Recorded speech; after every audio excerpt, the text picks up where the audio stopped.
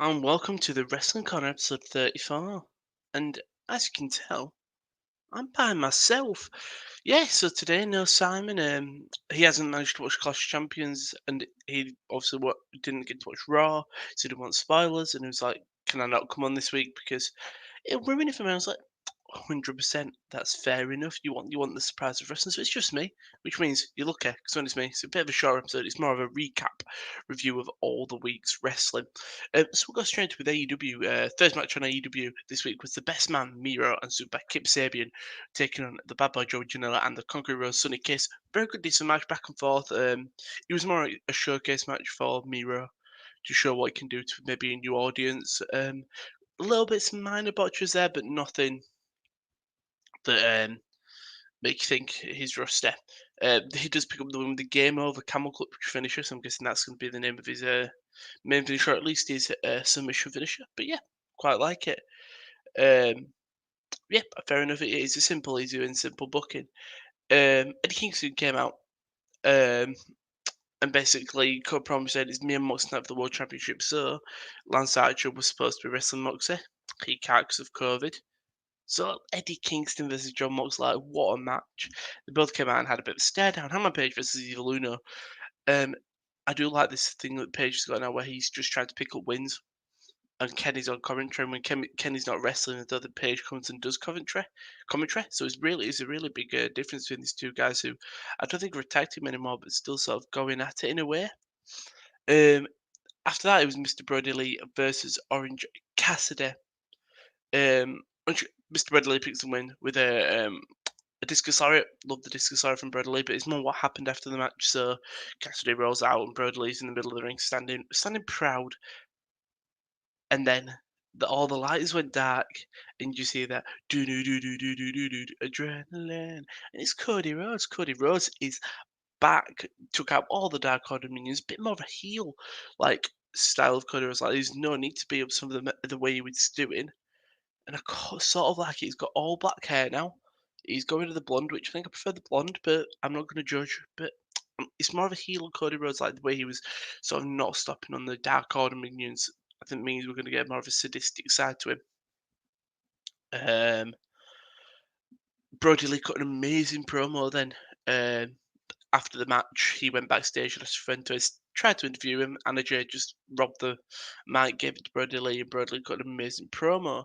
Matt Hardy and Private Party came out to ring after this, basically saying why we think Chris Jericho's the main subject who attacked him last week.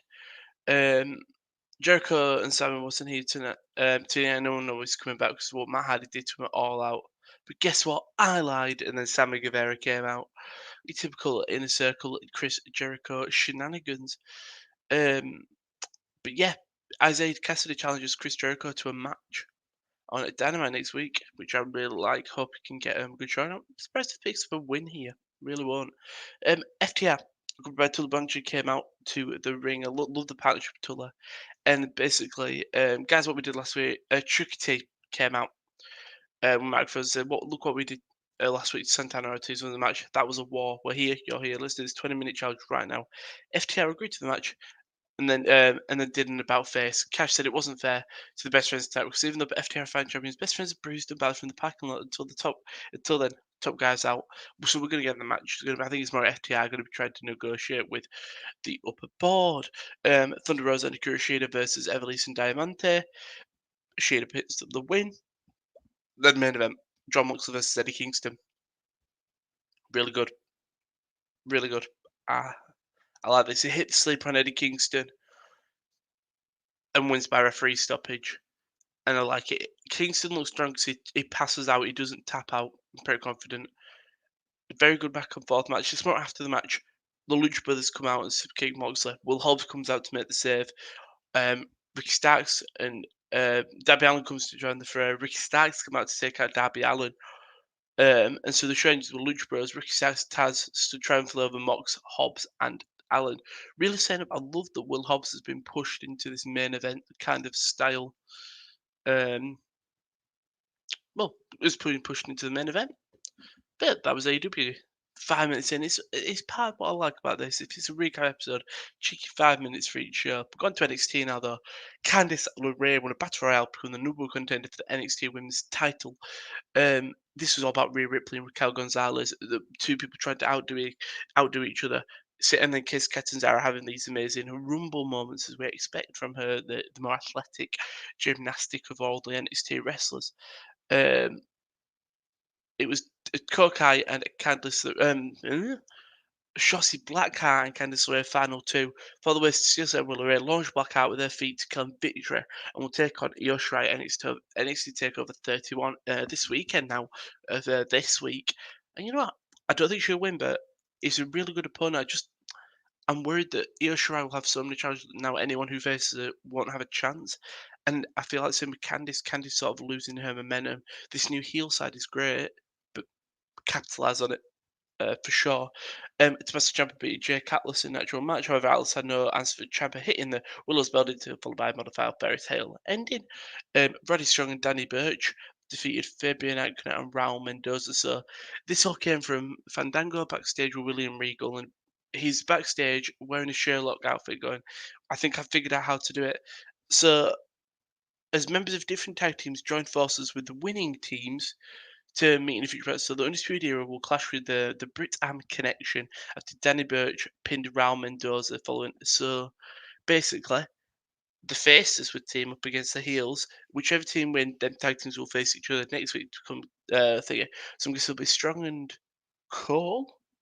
Because if Kyle O'Reilly's got the match at Takeover, Strong Cole versus uh, Danny Burch and Only Lorcan. So it'll be interesting because obviously Kyle O'Reilly's got the match at Takeover and Bobby Fischer's injured. So interesting, unless Danny Burch and Only Lorcan will be picking up the win.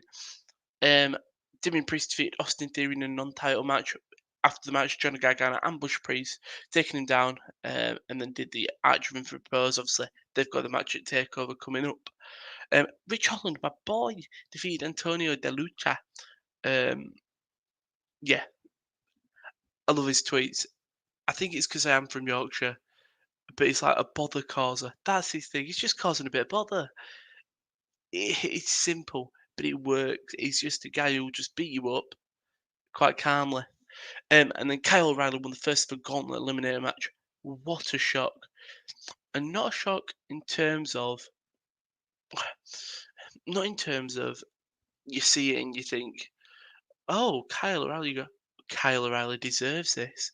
Um, and that's what it was. So the match started off with Kushida against Bronson Reed. This is more about relevant distance starting off the bout against Kushida before they were joined by Bronson Reed, so it became a triple threat.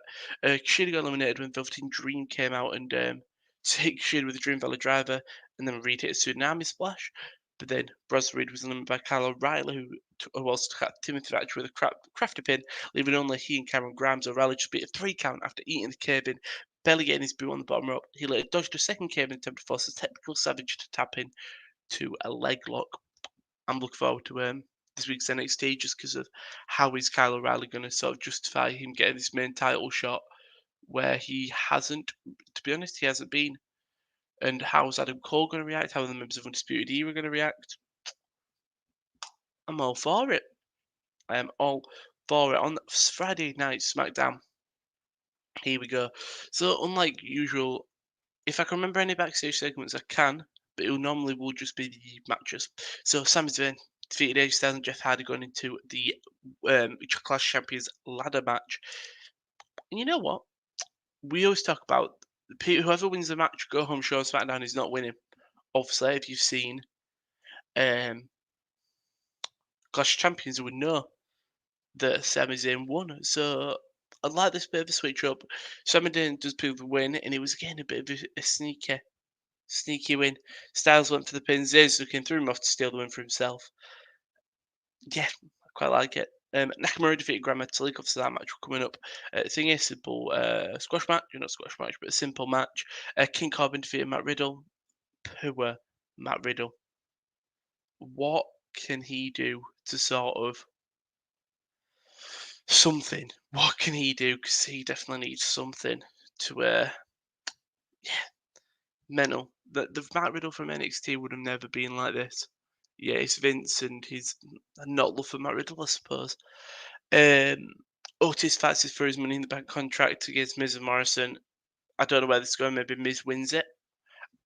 It's been documented that I'm not a fan of Otis, but I don't know what you do here because I'd rather have Miz do a successful cash in than Otis do a successful one. I'd rather Otis go unsuccessful. But who knows? Bailey calls out Sasha Banks and Nikki Cross. She did very good here considering both of them weren't on the show. It's typical Bailey. Bailey's really found a great role. Jey Uso gets a cold shoulder from Roman Reigns. So Uso is in the ring cutting an amazing promo. And Roman Reigns is just ignoring him on the camera. And SmackDown's Mystery Woman is untouchable. Who's the Mystery Woman? It's definitely Carmella. At first I thought it was Dana Brooke. They were Pamela, like, oh, quite a very blonde. Could be Dana. Now that Dana's on Raw, it's definitely Carmella. Alexa Bliss vs. Lacey Evans ends in a no contest. She heard the Fiend's name. The Fiend appeared on the screen, and all of a sudden Bliss just switches to this Fiend. His sister Abigail and Lacey Evans, and delivered a knee glare to Roman Reigns, but Alexa Bliss, well done. You've stepped up your game.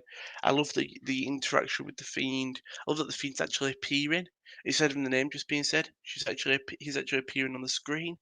Interested to see where this goes. I'm surprised she went at Clash of Champions, but interested to see where this goes. And the main event before exiting, it was Roman Reigns Superman punching Jey Uso to end the show. So not a bad show indeed. Just a good go home show. Clash of Champions now. Um, on the pre-show, it was there we go. Shinsuke Nakamura defeated Lucha House Party. Very simple kickoff match, but a good hot opener. We'll go to the main show though. Sami Zayn defeated Jeff Hardy and AJ Styles for an Intercontinental title in a ladder match. Oh my god, what a match! What can you say about this? But three men gave it all. Jeff Hardy is a freak. I don't know how he still does what he does at his age. He hits the swanton on off a ladder through to Sami Zayn. He gets this is horrible that he's prime Sami Zayn. Sami Zayn goes up to him, punches him on the outside of the ring, pulls out handcuffs Jeff Hardy's earlobe to the ladder. Jesus Christ, it's left with Sammy and AJ. AJ then crawls into the ring, he's going up the ladder. Sammy handcuffs himself to AJ. AJ's having to put him on his shoulders. Hardy climbs in the ring with a ladder. Hardy hits AJ out, gives Sami Zayn enough time to hang on the edge, fall off, unhandcuff himself, handcuff AJ to the ladder, climb up and just pick the briefcases up briefcase the title so easily, and I love it. Prime Sami Zayn, and this is how it should be. I'm honest, we know he's a great wrestler. We really do. He's had countless 5-star matches, in my opinion. So I like that he's resorting to cheeky tactics, like when he's just a handcuff thing, and I think we're going to see this more of Sammy doing what is deemed as stupid stuff, but he'll pick him up the win. I recommend watching this match because it's an incredible ladder opening show ladder match. Asuka defeated Zelina Vega. Who is Zelina Vega? Guessing she won't get a title shot ever again. Bobby Lashley beats Apollo Crews. What you'd expect. Street Profits defeat Andrade and Angel Gaza. Angel Gaza looks injured, so it looks like he's out for a while. Sasha Banks attacked Bayley after she lost to Asuka. She loses to Asuka due to disqualification through hitting her with a steel chair. After this, Sasha Banks comes out, hits her with one chair, but Bayley sort of runs away before Sasha doing any more damage with her injured neck. Now, the two big matches. Drew McIntyre versus Randy Orton, an ambulance match. This is where the feud should end, in my opinion. I don't think it is, but this is where the feud should end. Just the big moments. At the start, you have them just both brawling. Orton goes to bounce off the rope to, I think, punt Drew or hit him or something. Who grabs his leg? It's the Big Show man who Orton took out ages ago through this Drew feud. He took him out. Drew got his retribution through him. Big Show got his retribution through the announce table. Great, amazing. They end up brawling all the way outside to catering. They were fighting. Orton pushes Drew to the wall. Drew gets knocked down. Who's there to sort of save Drew a bit of time? It's Christian, a man who was attacked by Randy Orton, really decimated by him. Drew makes the save to that, takes him out completely. I really love that. Christian showing a really ruthless side for what he did to Edge and himself. They brought back outside to the ambulance. Drew throws Orton in. Orton throws Drew in. They both have a really good battle. Drew throws Orton into one of the doors, hits him with the claymore, then just puts Orton in the ambulance, but it doesn't close it yet. No, he don't. That's a lie. Hits him with the claymore, but they end up going on top of the ambulance. Orton pushes Drew off. I'm pretty confident. Then all of a sudden, Orton turns around. Boom! Sweet chin music to Drew Mac. To fucking hell. To Randy Orton. There's so many names in this match, but none of them, Mr. Shawn Michaels, is just sweet chin music to him. Pushes Orton off the ambulance onto just the floor. Shawn just says bye and leaves. Drew picks him up, puts him on the thing, he claymores him, hangs him out at the edge of the ambulance, run, claymore, throws him in, ambulance goes, and who's driving the ambulance? It's Ric Flair. Great match. This is where the feud should have ended. Orton has finally got his comeuppance for everyone who's attacked have come back to haunt him. Yet on Monday Night Raw, he just challenges him again, and he's got another match. I think this is where it should have ended. It was a perfect ending, in my opinion. Give Drew a new feud, but of course not. And the main event, Roman Reigns defeating Jey Uso. Oh my god. Jey Uso isn't a wrestler who should be on the main event in WWE views. We know that. But with the right feud, he can. And this was it. Jey comes out, he already looks like the underdog. Roman decimates him for a good 5 minutes. Jey gets a lovely return. I think he punches him, super kicks him, hits a frog splash. Reigns kicks out like 2 at 1. And then it's like, okay. And then Reigns doesn't stop. Reigns is he's just relentless. 2 spears. Then he doesn't go for the cover. He just sits and goes to Jey, I am your tribal chief. Call me your tribal chief. Say it. Jey goes, no. Another spear. Another Superman punch. Say it, Jey. Say it, Jey. Another one. Another one. Eventually, Ninja Jimmy Uso runs down. And he goes, it's all right, Uso. I'm going to call it. And Jey's going, in such a... He's been absolutely fucked. To put it politely. He's just going, no, don't. Reigns looks at Jimmy. I'm your tribal chief. I need to hear it from him. Jey doesn't say it. Boom, Superman punch spear. Jimmy Uso throws the towel in. It runs immediately straight in and covers him. Heyman comes in, gives Reigns like one of the flower necklaces that tribal people wear. He's known as a tribal chief now, and oh my god, loved it. It had the pure emotion, and it just shows that Reigns is such an evil bastard now that he will attack his own cousin like that. Great. Loved it. Really liked Clash of Champions. It was a good mild show. It was a very good B show. We'll look back, I think, very decent. Appreciate it. I think we will say, for fuck's sake, I'm coming on to Monday Night Raw now. It's going to be. We all knew it was going to be a bite-sized Raw episode, but it's in case you missed it. Randy Orton gives a one to Drew McIntyre, so we're all in the ring, and it's Drew McIntyre, Shawn Michaels, Ric Flair, Big Show, and the Christian. They're all in the ring, joking about what they did to Orton. Drew goes, there's going to be an open challenge at the end of the night because he's a fighting champion. Great. Orton appears on the screen saying, it's not over. Orton interrupted to remind them anyone who crosses the Legend Killer will have to pay the price before leaving the arena. Great. Not great. It says, I want this feud to be over. But if this is really the final straw and Orton goes prime Orton as in, he will attack every match he will come out, take someone out, take someone out, take someone out until there is literally left no one for Drew to be saved, and it's Drew versus Orton. I'd love a Hell in a Cell to end it. I really would, and I think that's where it's going. But yeah, I'm not a fan of Orton, but we'll let it go. Asuka defeated Selena Vega. Okay. Again, I don't understand why this match happened again. One thing I did like, Andrade comes out and he issues an open challenge. Andrade gloats. We slating that both Vega and Angel Garza were the weak links holding us back from his full potential, and he issues an open challenge and he's going, "You held me back. You are the fault." Screaming at Zelina, which I love. As much as I love the Zelina Andrade partnership, them two, Andrade saying, "You're the reason holding me back." And guess who challenges him? It's Keith Lee. He beats him, which I don't like. 'Cause I think it may be no contest. Because Andrade just said you didn't need me, very clearly. He did. But anyway, I'm fine with Keith Lee picking up the win. He needs one. Little vignette, Kevin Owens can't escape Aleister Black. That's really, there weren't many backstage segments um, of knowledge apart from the 24/7 title. R-Truth, Gulak and Akira Tozawa all switching off the Rays. It ends with R-Truth um, winning the, what's it called? Winning the belt. So he comes out. Seth Rollins revealed Ali and Mysterio's and Murphy's secret DM. So it's King's Court with Jerry King Lawler. He's back. Oh, we all love Jerry, don't we? We don't. Um, and so obviously this is all coming from last week where Murphy checked upon Aaliyah. Um, so Ali said her encounter with Murphy last Monday was not welcomed and that she questioned why anyone would willingly associate with Rollins. However, Rollins has evidence that it was all the same. The Monday Night Messiah revealed private DMs between Aaliyah and his disciple, including Aaliyah wishing Murphy a happy birthday. The daughter of Rey Mysterio then insisted that Murphy wasn't like Rollins to the dismay of her family, then stormed off. Meanwhile, a furious Murphy confronted the Monday Night Messiah, demanding to know why Rollins went through his phone. But before Murphy could get any answers, Dominic flew into the scene, attacking Murphy before being pulled off by officials. So, this segment. We'll start with the glaring thing.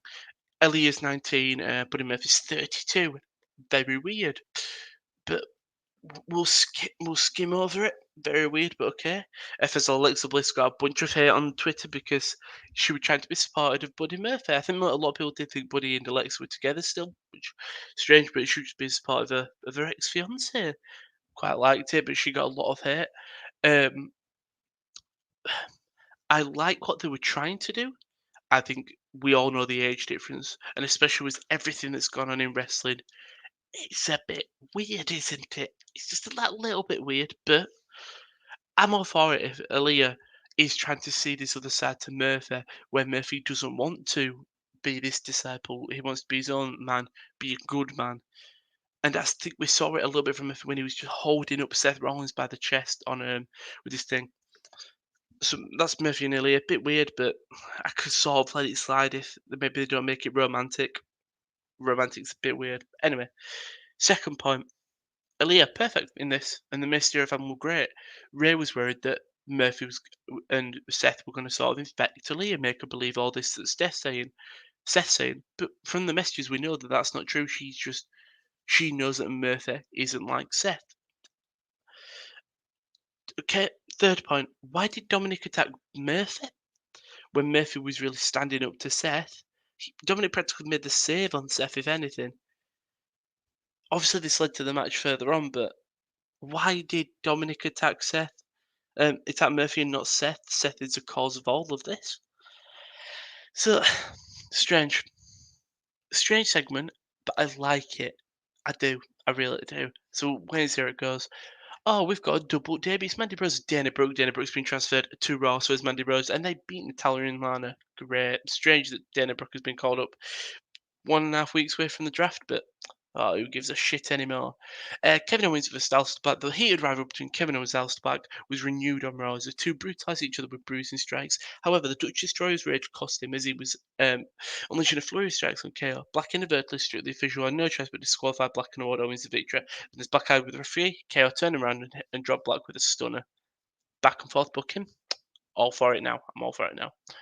21st champion R-Truth defeated Drew Gulak and Akira Tozawa in just a normal triple threat match. Strange, but I suppose in ring action, fair enough. Murphy versus Dominic Mysterio. So after the events of King's Court, this match was practically announced. As soon as the match happened, Mysterio went under the ring to grab a kendo stick. Aaliyah came out and just begged Dominic not to batter Murphy with it, saying that he wasn't like Seth. She kept on iterating this. The strategy gave Murphy the opening to roll up Dominic for the 3 count and escape before he could take too many kendo stick lashes. Really like this. Um, I I like it. I like the thing that and this is going to go two ways. It's either going to go because Seth needs to go for maternity leave soon. It's going to be Murphy first turn, where he realises that Seth has been poisoning with these horrible views, or it's going to be another thing where Murphy's genuinely poisoning Aaliyah with Seth's views, but by proxy. That makes sense. Realised they stopped the match, refused Dominic confronted his sister, saying that he's trying to protect his family and his legacy. Ali refused to relent in defence of Murphy. Dominic similarly agreed with his father, telling his sister to her face that she's naive. Ellie just slaps her and walks off. Good. Good. It's sort of people assuming because Aaliyah's 90, she's young, she's not a wrestler, that she doesn't understand this. Where I think she does. All this Mustafa Ali picks up when he gets to her business. Um, Quite like it. Obviously, there was a tease for Retribution, but they were not on the show. Obviously, with COVID, but not the main event. Well, it was the in-ring main event. It was Drew McIntyre issuing his opening challenge. Who would it be? No one answers. Drew goes, "Oh, I'm guessing I'm going to have to talk for 10 minutes." He starts to talk. How is the commentary? Dolph Ziggler's music hits. And I was like, "Oh, no. Not Dolph." As much as I love Dolph Ziggler. Dolph, please no. He looks, he smiles, turns around. And Bobby Roode's music hit. Glorious hits. Roode comes out full beard. He's back. He loses. But what a way to So obviously, when AJ Styles came over to SmackDown, Dolph and Rude were traded. But I think most people forgot that Rude was actually traded. You know what? Good match. These two have a bit of history, um, and I'm ready for a new invigorated Bobby Roode. I think he'll feud with Dolph Ziggler. I don't think he was tag teams, even though you tag team um, depth is fucked. But you need Bobby Roode as a singles guy. But I'm going to call it the main event. Randy Orton ambushed Shawn Michaels, Ric Flair, Big Show, and Christian. So throughout the show, the four legends are all backstage playing, I think, poker to decide who was going to face Drew. So they're all in this room throughout the show. Street Profits come in and say hi, and at the end, we see Orton dressed up as a cleaner, wearing a mask. He takes his mask off, he grabs something from the cleaning rack, and he goes in the room. He stares at him, puts on night vision goggles, turns the lights off, beats them up, turns the light, leaves, turns the light back on. They're all decimated in the middle of this room. Why the fuck is Randy Orton Splinter Cell? I don't know what to say about it. Randy Orton dressed up as Splinter Cell and attacked thing. It's like when Dean Ambrose was saying you're poisoning us wearing the gas mask. I do sort of hope it's going to be Orton's recurring thing, though, that he comes out wearing a fucking night vision goggle wherever, saying that, I don't know, I don't even know his reason, so he can get the advantage on everyone. Why not? Why? I'd love him to wrestle a match in the dark. Why not? He's fucking Randy. Um, Such a strange ending. Raw had a little bit that I was like invested in, but fucking Randy dressed up as Splinter Cell is just too fucking weird. Too weird. Jesus Christ. But thank you for joining me. It's definitely been a quick episode. It's more of a rundown episode, so if you haven't catched any wrestling this week, I think just giving you a rundown from all the shows. But thank you very much for watching. It's just a cheeky 28-minute episode. We should be next week with Simon. Obviously, with everything going well, we should be back next week with him. But thank you very much.